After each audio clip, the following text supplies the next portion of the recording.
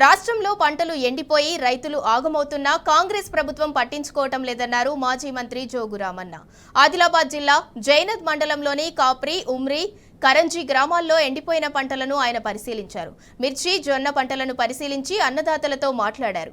ఇప్పటికైనా ప్రభుత్వం మేల్కొని రైతులను ఆదుకోవాలని జోగు రామన్న కోరారు.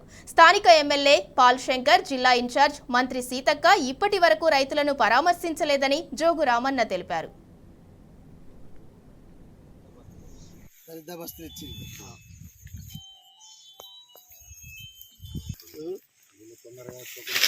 అయిపోతున్నాయి నీళ్ళు, మరి ఇరుడు అయిపోలే కదా. మరి చెప్పినా కదా పాపం, వాట్సాప్ లో పెట్టండి, ఏం కాదు, మీరు మాట్లాడి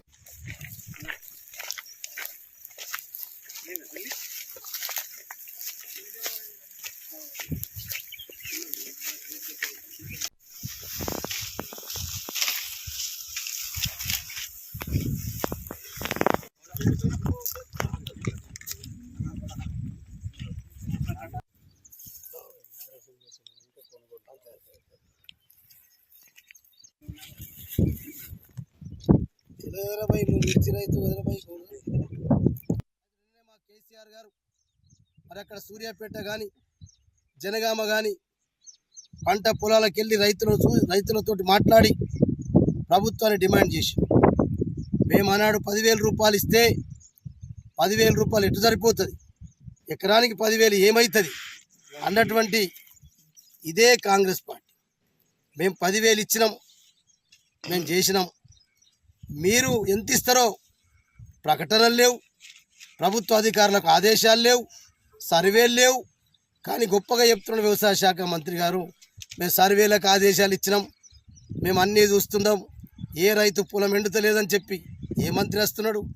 సీతక్క ఇన్ఛార్జ్ మంత్రి కేవలం పార్టీ సమావేశాలు, మా పార్టీ కార్యకర్తలు కండువలేయటానికి ఆమె వస్తుంది. ఆమె మొదటి నుంచి ఇన్ఛార్జి మంత్రి అయినటువంటి జిల్లా ఇన్ఛార్జి మంత్రి ఒక పొలము చూడలేదు, ఒక ఊరు వెళ్ళలేదు. ఒక ప్రోగ్రామ్ ఏదో పెట్టిన స్టార్టింగ్లో, ఆ ప్రోగ్రాంకి 2 గ్రామాలకు పోయినరు. ఇప్పుడు గ్రామాలు లేవు, మాత్రం వచ్చినప్పుడల్లా జైనింగ్స్, పార్టీలో చేరికలకు, మొన్న చేరికనే, నిన్న చేరికనే, మరి ఇలా కూడా చేరికల కొరకు వస్తున్నది. అంటే దీన్ని బట్టి అర్థం చేసుకొని వీళ్ళకు పార్టీలను, వేరే పార్టీ నుంచి మా పార్టీ నుంచి చేరికలు చేసుకోవటానికే కాంగ్రెస్ పార్టీ ఇన్ఛార్జ్ మంత్రి గారు సరిపోతున్నారు. మరి కనీసం ఇక్కడున్న ఎమ్మెల్యే గతిగా కళ్ళు ఉన్నాయో లేవో తెలియదు.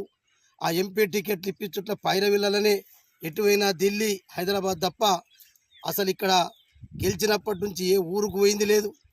ఏ ఊరు రైతుల పరిస్థితి ఏమన్నా తెలుసుకుంటలేరు. సరే, నువ్వు ఇలా బీజేపీ, నువ్వు ప్రతిపక్షంలో, నువ్వు రైతుల పక్షా నుండి పోరాటం చేయవలసిన బాధ్యత ఎవరిది? ఎమ్మెల్యేది. మరి ఎమ్మెల్యే ఏం చేస్తున్నాడు? గడ్డి వీక్తున్నాడా? ఎందుకు ఎమ్మెల్యే అడుగుతలేడు? అందుకొరకే రైతులు అర్థం చేసుకుంటా ఉన్నారు.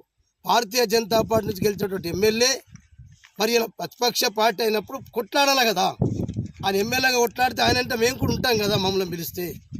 అందుకొరకు రైతుల కొరకు పార్టీలు వదిలేసుకుందాం, పార్టీలకు ఖచ్చితంగా మనం పోరాటం చేసి గత ప్రభుత్వం ఎందుకు కొన్నది, ప్రతి ధాన్యాన్ని ఎందుకు కొన్నది, అప్పటి ప్రభుత్వంలో నీళ్ళు ఎందుకు మరి ఎండిపోలే, నీటి మట్టం పడిపోలే, ఎందుకు 24 గంటల కరెంట్ ఇస్తలేరు, ఎందుకు రైతు బంధు ఇస్తలేరు, ఎందుకు రుణం